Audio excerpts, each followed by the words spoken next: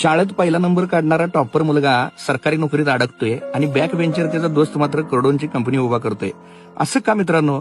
तुम्ही कधी विचार केलाय का? कारण सिस्टीम फिक्स नाही, ती हॅक करायची असते. तुम्हाला नेहमी शिस्त लावा, नियम पाळा, लाईनमध्ये उभे राहा असं शिकवलं जाते, पण मोठी लोक कधीच लाईनमध्ये उभे राहत नाहीत मित्रांनो.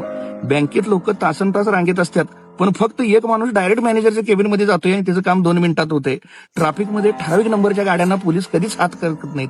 सरकारी टेंडर निघतोय, पण अगोदरच कोणतर ती डील फायनल केलेली असते. सिस्टम हॅक करणारी लोक रूल फॉलो करत नाहीत, तर ते रूल मेकर बनतात. मित्रांनो, जरा विचार करा. सार्वजनिक नियम जनतेसाठी असतात, पण पॉवरफुल लोक त्याच नियमांना वेगळ्या प्रकारे वापरतात. अर्थशास्त्राच्या पुस्तकात लिहिलंय, तुम्ही पैसे वाचवा, योग्य ठिकाणी गुंतवा. पण मोठी श्रीमंत लोक स्वतःचे पैसे गुंतवत नाहीत, ते इतरांच्या पैशाने पैसे कमवतात. शिकवण काय आहे यातनं मित्रांनो? तर तुम्ही रूल्स समजून घ्या, पण त्याच्या चौकटीत अडकू नका. पॉवरफुल लोक काय करतात ते समजून घ्या, तर आणि तरच तुम्हाला जगाच्या पुढे राहता येईल मित्रांनो.